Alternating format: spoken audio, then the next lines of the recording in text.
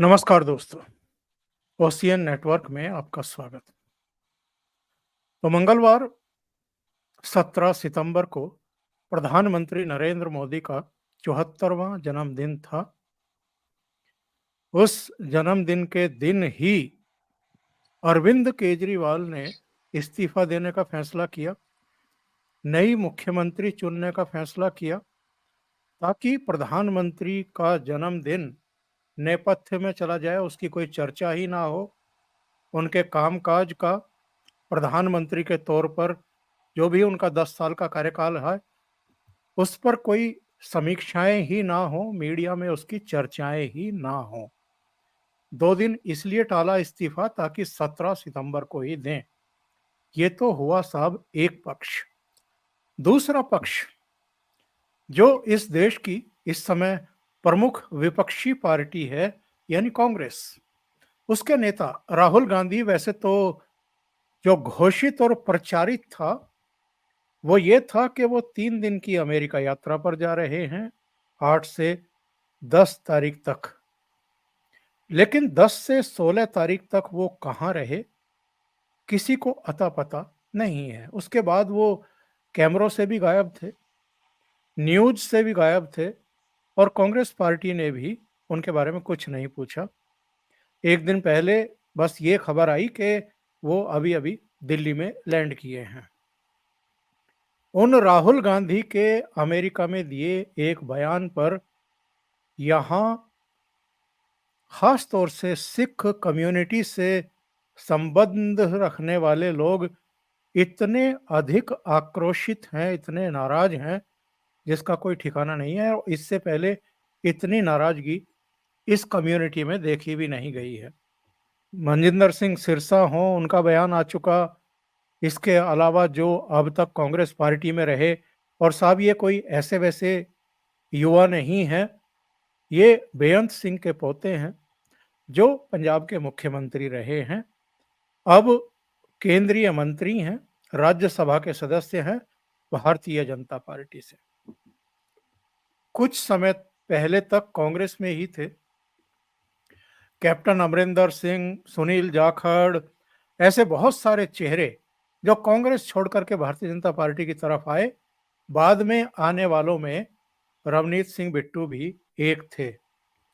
जो कुछ पगड़ी के बारे में, कड़े के बारे में, धार्मिक चिन्ह के बारे में, गुरुद्वारों में स्वतंत्रता पूर्वक सिख जा सकते हैं कि नहीं जा सकते हैं, इस तरह की जो भ्रामक बयानबाजी राहुल गांधी ने की थी अमेरिका में, उससे नाराज होकर के कुछ सिख नेताओं ने राहुल गांधी को सबक सिखाने की बात कही। और एक नेता ने तो पिछले दिनों प्रदर्शन करते हुए ये भी कह दिया कि राहुल गांधी बाज आ जाओ, नहीं तो आने वाले टाइम में तेरा हाल भी वही होगा जो तेरी दादी का हुआ था। अब मल्लिकार्जुन खड़गे ने एक चिट्ठी लिखी है प्रधानमंत्री नरेंद्र मोदी को, 74वें जन्मदिन पर उनको बधाई भी दी, और साथ में ये भी कहा कि साहब, जो राहुल गांधी को जान से मारने की धमकियां दे रहे हैं और शब्दों का, कटु शब्दों का वार कर रहे हैं, उन पर आप लगाम लगाएं, नकेल कसें। तो यहां कुछ सवाल खड़े होते हैं साहब, और ये सवाल, सबसे ज्यादा कटु शब्द, सबसे ज्यादा गालियां अगर बकी गई हैं किसी के द्वारा तो वो कांग्रेस की लीडरशिप है, और जिनको बकी गई है वो प्रधानमंत्री नरेंद्र मोदी हैं।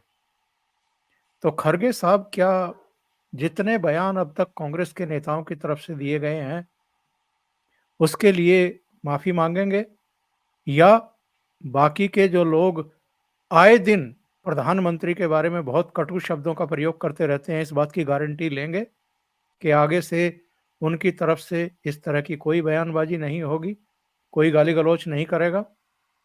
और चर्चा के बीच में हम आज ही जारी कांग्रेस की प्रवक्ता सुप्रिया श्रीनेत का एक वीडियो सुनवाएंगे, जिसमें उन्होंने किन किन शब्दों का प्रयोग किया है।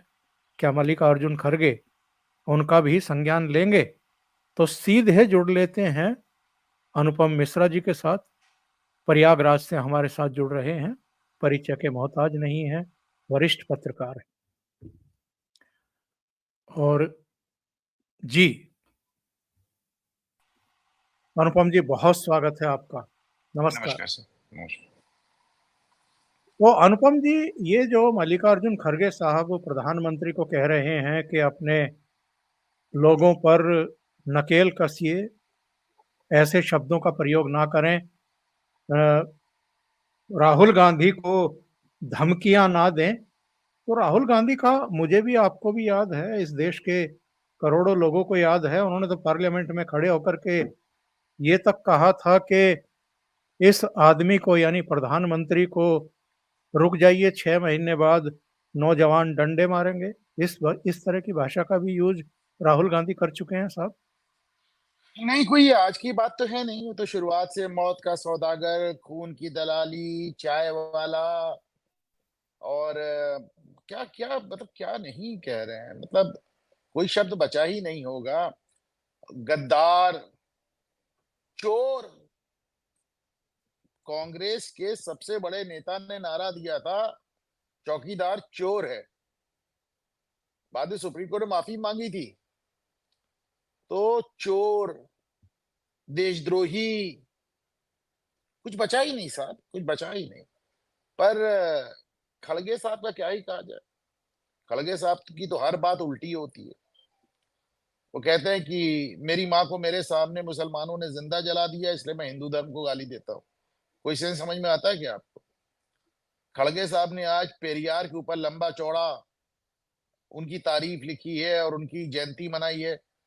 जबकि जवाहरलाल नेहरू कहते थे कि मानसिक रूप से विकृत आदमी है, इसको जेल भेज दो, इसको पागल खाने भेज दो। पागल खाने भेजने की बात करते थे। आपने तो देखा है कि ये उन्होंने जो चिट्ठी लिखी थी जवाहरलाल नेहरू ने, मेरे सामने है।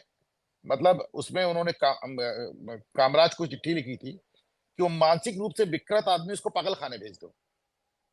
तो आज कांग्रेस और गांधी उस आदमी का जन्मदिन मना रहे हैं जिसने सबसे पहले कांग्रेस और गांधी मुक्त भारत का सपना देखा था। पेरियार ने कहा था 5 चीजें इस देश से गायब होनी चाहिए: ब्राह्मण, धर्म, भगवान, कांग्रेस और गांधी।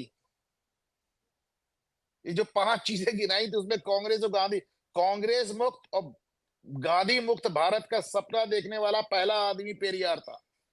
आप उसका जन्मदिन मना रहे हैं। आपकी पार्टी का सबसे बड़ा नेता जवाहरलाल नेहरू उसको मानसिक रूप से विकृत और पागल खाने के लिए बता रहा था। आप उसको पता नहीं कितनी लंबी लंबी उसको आप श्रद्धांजलि दे रहे हैं। आपकी माता जी मुस्लिम रजाकारों के हाथों जिंदा जला दी गई, आप सनातन धर्म को गाली दे रहे हैं। तो खड़गे आप समझिए, सब बुढ़े हो गए, बहुत बुढ़े हो गए। हाँ मतलब तो आपको मालूम क्या एज है उनकी। उसके बाद लड़का मंत्री है, दामाद सांसद है, अरबों की खरबों की दौलत है। अभी भी आपने देखा कि मतलब साइंस एंड टेक्नोलॉजी पार्क में या किसमें उनको फिर कई एकड़ जमीन मिल गई। हवस है कि खत्म ही नहीं हो रही, लालच है कोई समाप्त होने का नाम ही नहीं ले रहा है। आज ये हालत ये है कि साहब, मतलब सोनिया गांधी की शादी भी नहीं हुई थी तो आप विधायक और मंत्री हो रहे थे। आज खड़े हो कहते हैं मुझे सोनिया जी ने बनाया। कुछ शर्म आती है सर? कुछ शर्म आती है? आप तो वो क्या कह रहे हैं, कैसे कह रहे हैं, इसका क्या मायने है आप बताएं ओंकार जी। मतलब जो पार्टी पिछले 10 साल से सिर्फ गालियां दे रही है और कुछ ना कर रही है। अभी प्रधानमंत्री मोदी ने इसका जिक्र भी किया आजकल में कि मुझे हर तरह की गाली दी गई। तो जो मतलब मुझे लगता नहीं कि दुनिया में किसी को इतनी गालियां पड़ी होंगी जितनी मोदी को इन्होंने दी। और उसके और को ऐसा नहीं है, top to bottom, top to bottom. मतलब वो खून की दलाली और मौत का सौदागर की शुरुआत किसने की थी? सोनिया गांधी ने। चोर किसने कहा था? राहुल गांधी ने। गद्दार किसने कहा था? राहुल गांधी। आतंकवादी किसने कहा था? केजरीवाल ने। और फिर नीचे सुप्रिया और प्रिया की गिनती क्या है साहब? सुप्रिया और प्रिया कहाँ किस गिनती में आती हैं? एक चुनाव लड़ी थी जिंदगी में, जमानत जब्त हो गई, जमानत जब्त हो गई दोबारा। इन लोग की, इनकी हैसियत क्या है? पवन खेला की हैसियत क्या है? अब शीला दीक्षित का पिए। हाँ, तो मतलब इन लोग की क्या हैसियत है? लेकिन जो चीज सोनिया गांधी ने शुरू की, राहुल गांधी ने शुरू की, जिसको आगे लेकर मणिशंकर अय्यर और फलाने वो ढिकाने मतलब बोलते चले गए, किस मुंह से इन लोग कहते हैं? तो और खड़गे क्या कहते हैं, वो खड़गे पे तो बेचार की, उनका तो एक बीच वीडियो आया था, वो सुप्रिया श्रीनेत से कह रहे थे कि जब राहुल गांधी प्रियंका गांधी आते हैं तो ये हमारे कार्यकर्ता हमको धक्का देके किनारे कर देते हैं, कहीं छाता लेके खड़े हुए हैं, कहीं खड़े हुए हैं, सोनिया के बैठने के बाद भी इंतजार कर रहे हैं कि उन्हें आदेश दिया जाए तो वो बैठ जाए। कैसे अध्यक्ष, कहाँ के अध्यक्ष, तमाशा बना के रख दिया इन लोगों ने। खड़गे का, खड़गे ने अपना भी तमाशा बना लिया है। इतनी बेइज्जती वो अपनी क्यों करा रहे हैं भाई? इसलिए करा रहे हैं, और सिर्फ इसलिए करा रहे हैं कि लालच है कि खत्म होने का नाम नहीं ले रहा। अरे यार, तुमको सब कुछ मिल गया है, एमपी हो लिए, एमएलए हो गए, मिनिस्टर हो गए, लीडर अपोजिशन हो गए, फलाना ढिकारा सब कुछ हो गए। इसी खड़गे के जब तक मुख्यमंत्री बनने का नौबत आई थी तो कांग्रेस ने बार बार इनका नंबर काटा। सब कुछ तुम्हारा हो गया, तुम्हारे बच्चे सेटल हो गए, दामाद सेटल हो गए, अरबों खरबों की दौलत हो गई, सबसे रही सर। लेकिन चल रहा है तो चल रहा है। मतलब अभी अभी उनकी मतलब हवस ही नहीं समाप्त हो रही।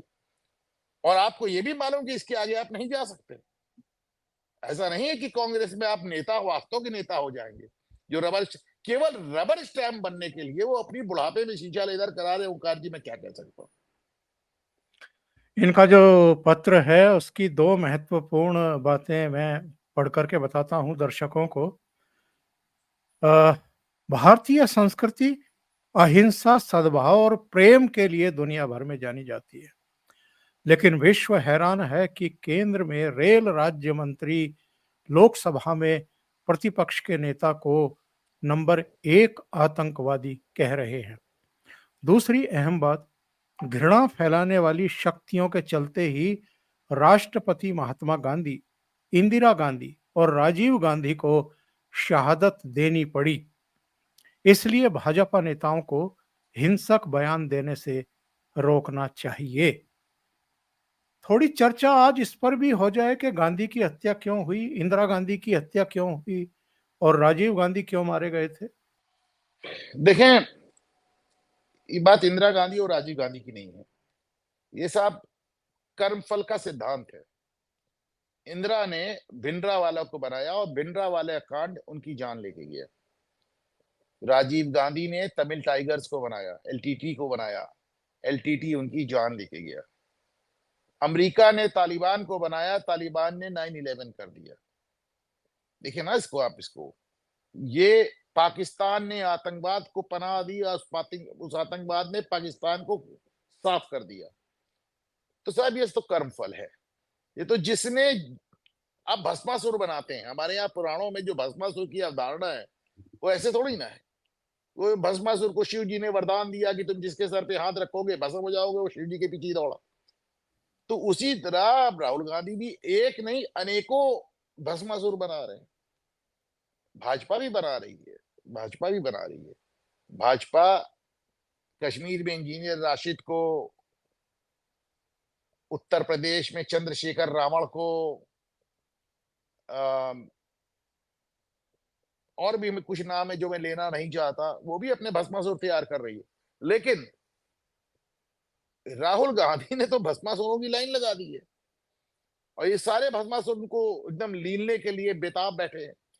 और अनाप शनाप अल्लम गल्लम बोलने में वो कुछ इतना बोल गए कि साहब, मतलब जिस सिख को उन्होंने महफिल में खड़ा किया उसका नाम पूछा और फिर कहा जैसे तुम यहाँ पगड़ी लगाए हो भारत में पगड़ी लगाने के लिए, उस सिख ने अपना वीडियो बना के जारी किया कि साहब अभी तो यस, भारत से लौटा हूं और मेरा नाम लेके ये झूठ बोल रहे हैं। वो बौखला गया। और देखें, हम लगातार देख रहे हैं कि जो सिख राजनीति है वो आईएसआई के इशारे पे लगातार एंटी नेशनल, मतलब जो गुरुद्वारा प्रबंधक कमेटी से जो निर्देशित और जो कनाडा से निर्देशित राजनीति लगातार भाजपा के खिलाफ जा रही है। चलिए कोई बात नहीं, ये पहली बार हुआ है कि वो भी बौखला गए। एक पन्नू को छोड़ के सब बौखला गए कि अब इसका जवाब क्या दिया जाए। और ये सब कहने के बाद राहुल गांधी अपने अज्ञातवास में चले गए। किसी को नहीं पता कहाँ है कौन है, वो खैर लौट भी आए, वो लौट भी आए हैं। तो आज मैं ये भी कह रहा था, आज मैं घूमता आईना जो मेरा चैनल है उस पर मैं ये वीडियो बना रहा था, मैंने कहा भाई मोदी ने बताया कि उन्होंने पहले 100 दिन में क्या किया। इतनी नई रेल लाइनें बनाई, इतना ये किया वो किया, इतना इंफ्रास्ट्रक्चर पे किया, ऐसे। राहुल गांधी बताए पिछले 100 दिन, पहले 100 दिन में सरकार के नेता विपक्ष के रूप में उन्होंने क्या किया, सिवाय गालियां देने के, सिवाय भारत विरोधी तत्वों से मुलाकात करने के, सिवाय देश विरोधी, देशद्रोही लोगों के साथ मिलने के उन्होंने क्या किया बता दो। जिस तरह प्रधानमंत्री बता रहा है कि हमने 100 दिन में ये किया, एक बार राहुल गांधी बताएं कि 100 दिन में क्या किया। मोदी कांप रहा था, इसके अलावा अब दावा कर रहे हैं हम सरकार गिरा देंगे। कहां से गिरा देंगे सरकार?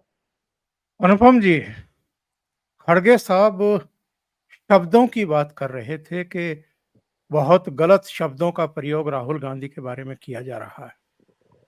मैं बहुत कड़ा मन करके जो डिजर्व नहीं करती है उसका वीडियो प्ले कर रहा हूं और सुप्रिया श्रीनेत ने कैसे कैसे शब्दों का प्रयोग किया है, जरा सुन लेते हैं।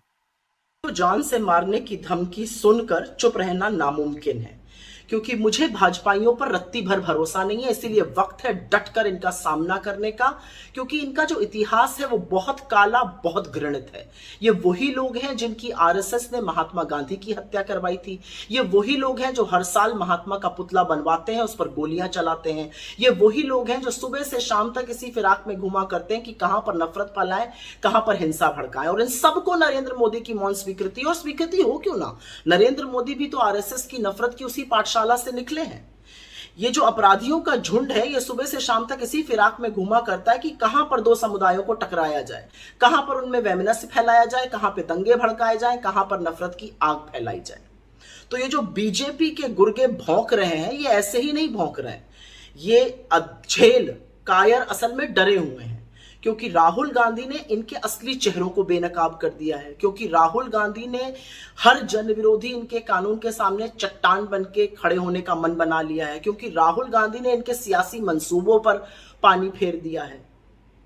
लेकिन अरे कायर लीचड़ों, राहुल गांधी को तुम्हारी इन टुच्ची हरकतों और शब्दों से लेश मात्र भी फर्क नहीं पड़ता है।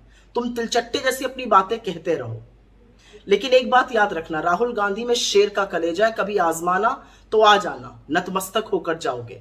पर एक बात और याद रखना, ये देश चुप नहीं रहेगा, ये देश मूक दर्शक नहीं रहेगा। तो नरेंद्र मोदी जी, अपने पालतू जानवरों को काबू में कीजिए। इस बार आप गलत आग भड़का रहे हैं, क्योंकि आप नहीं रहिएगा, हम नहीं रहेंगे, ये देश रहेगा।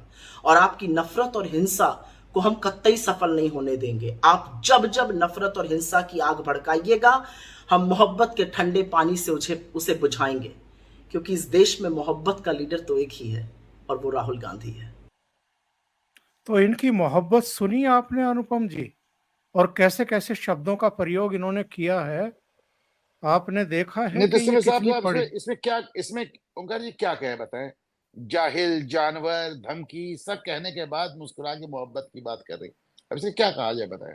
इसका मतलब, इसका क्या, इसका जवाब क्या बनता है?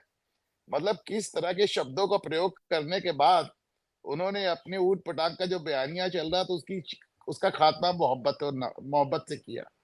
तो ये मोहब्बत ही विचित्र मोहब्बत है जो राहुल गांधी पहले दिन से फैला रहे हैं। जिसमें मोदी को डंडे से मारने की बात करते हैं, मोदी को चोर कहते हैं। सोनिया गांधी ने इस मोहब्बत की दुकान खोली थी, खून की दलाली और क्या मौत के सौदागर से। वही मोहब्बत की दुकान राहुल गांधी ने चलाई, वही मोहब्बत की दुकान। और सुप्रिया और प्रिया श्रीनेत में फिर कह रहा हूं उनकी हैसियत क्या है, लेकिन सब अपने नेता का मुंह देखते हो। और एक बात और ध्यान रखें ओंकार जी, आज आप यहां बैठे हैं और बोल रहे हैं ओंकार चौधरी साहब, तो इसलिए क्योंकि आपको लाखों लोग सुन रहे हैं, इसीलिए बोल रहे हैं ना। नहीं सुन रहे होते तो आप नहीं बोल रहे होते। सुप्रिया श्रीनेत जहां बैठी वो इसलिए नहीं बैठी कि कोई चुनाव जीत के आई हैं या उनको लोग सुन रहे हैं या कोई नेता है। मैंने बोला ना, एक ही चुनाव लड़ा, उसके जमाना सब। वो वहां इसलिए बैठी हैं, उसके लिए उन्होंने एक शब्द खुद ही इजाद किया है, चरण चुंबक। तो ये सुप्रिया श्रीनेत से लेकर पवन खेड़ा से लेकर ऐसे तमाम लोग जहां बैठे, यहां तक कि जयराम रमेश तक, उस वेणुगोपाल तक, बताइए ना ये कौन सा चुनाव जीत के आए हैं? ये कौन से जन नेता हैं? ये किस लिए वहां बैठे हैं? जिस लिए बैठे हैं, इन सब का सिर्फ एक काम है कि वो जो 3 गांधी हैं, राहुल, प्रियंका और सोनिया, उनकी गणेश परिक्रमा करना और दिन रात मोदी को गाली देकर अपनी वफादारी साबित करना। अब एक बात में जो बार बार लोगों को याद दिलाता हूं कि ये जो कांग्रेस के प्रवक्ता हैं ये पब्लिक को संबोधित नहीं कर रहे हैं, ये सिर्फ और सिर्फ सोनिया गांधी और राहुल गांधी को संबोधित कर रहे हैं। इनका पब्लिक से कोई लेना देना नहीं है ओंकार जी, क्योंकि ये पब्लिक की राजनीति से वहां तक पहुंचे ही नहीं। बिल्कुल सही बात है। अनुपम जी, एक मैं प्रधानमंत्री नरेंद्र मोदी का कश्मीर में दिया हुआ बयान सुनवाता हूं, और अगर ये बयान नहीं आता प्रधानमंत्री का, तो संभवतः Sam Pitroda India today group के उस पत्रकार को फोन करके माफी नहीं मांगते जिनका मोबाइल फोन छीना गया, जिसमें उन्होंने इंटरव्यू लिया था, और इसलिए मोबाइल फोन छीना गया, धक्का मुक्की की गई, 2-3 घंटे तक, 4 घंटे तक बंधक बना करके रखा गया, क्योंकि उन्होंने 5वां सवाल बांग्लादेश में हिंदुओं पर हो रहे अत्याचार, बर्बरता पर पूछ लिया था सैम पेट्रोडा से। नरेंद्र मोदी ने क्या कहा था जम्मू कश्मीर में, जरा वो सुनिए, और उसके बाद जो हुआ उसके बारे में मैं बात करता हूं। ये संविधान की बातें करते हैं और नफरत की दुकान पर मोहब्बत की दुकान का बोर्ड लगा करके घूमते हैं। मैंने आज अखबारों में पढ़ा, लोकतंत्र का एक महत्वपूर्ण पिलर होता है हमारा स्वतंत्र मीडिया। आज एक खबर पढ़ी, अमेरिका गए हुए भारत के एक अखबार के प्रतिनिधि को अमेरिका में जिस प्रकार उसके साथ जुल्म किया गया, उसने अपनी पूरी कहानी पब्लिक के सामने रख दी है। अमेरिका की धरती पर हिंदुस्तान के एक बेटे को, वो भी एक पत्रकार को, और वो भी भारतीय संविधान की रक्षा के लिए काम करने वाले पत्रकार को कमरे में बंद कर करके उनके साथ जो व्यवहार हुआ है, क्या ये लोकतंत्र को, संविधान की मर्यादाओं को उजागर करने वाले विषय? क्या अमेरिका की धरती पर भारत के पत्रकार की पिटाई करके क्या भारत की प्रतिष्ठा बढ़ा रहे हो? आपके मुंह में संविधान शब्द शोभा नहीं देता है। अनुपम जी, प्रधानमंत्री ने जिस अंदाज में इस पूरे प्रकरण को उठाया है अपनी जनसभा में, इसके बाद ऐसा तो हो नहीं सकता कि अमेरिका और वहां का शासन प्रशासन इसका संज्ञान नहीं लेता। और अमेरिका में इतने कड़े नियम हैं, अगर आपने किसी को इस तरीके से जबरन उसकी इच्छा के बिना कहीं बंधक बना के रखा है, उसके साथ धक्का मुक्की की है, मारपीट की है, तो इस पूरे मामले में लपेटे में सैम पेट्रोडा भी आने वाले थे, और इनके वो गुरके भी, जिन्होंने उसके साथ वो सब किया था। इसलिए एक दबाव बना कि इससे पहले कि अमेरिकी एजेंसियां सक्रिय हों, पहले ही मामले को निपटा लो और माफी मांग लो उस पत्रकार से। नहीं सर, मेरी जानकारी कि अमेरिकन एजेंसी सक्रिय हो चुकी थी। मेरी जानकारी ये है कि सैम पित्रोदा से सवाल जवाब शुरू हो गया था, और मेरी देखिए इसमें बड़ा वहां पे सिस्टम बड़ा क्लियर है। अब ये सारी चीज डिपेंड करती है वो रोहित शर्मा या क्या नाम है उस पत्रकार पे, अगर वो रोहित चार्जेस शर्मा। प्रेस करता है। हाँ, अगर वो आरोप, अगर वो अब आज की तारीख में चार्जेस प्रेस करेगा, अगर आज की तारीख में वो मामले को आगे, अब पूरा मामला रोहित शर्मा पे है, अगर रोहित शर्मा मामले को आगे ले जाना चाहेंगे तो माफी काम नहीं आएगी, तो ये माफी काम नहीं आएगी। He was physically man handled, उसको उसके साथ शारीरिक तौर पर दुर्व्यवहार किया गया, उसका कैमरा छीना गया, डिलीट किया गया, अपराध है, अपराध, क्रिमिनल क्रिमिनल अपराध है। और ये मतलब ये कोई सिविल लायबिलिटी नहीं है, क्रिमिनल लायबिलिटी है। इस्लामिक देश नहीं है कि वो खून का पैसा दे दो और खून माफ हो जाए। क्रिमिनल लायबिलिटी एक सेकुलर कंट्री में उसका उस अपराध का दंड होता है, होता है, होता है, और कोई माफी नहीं।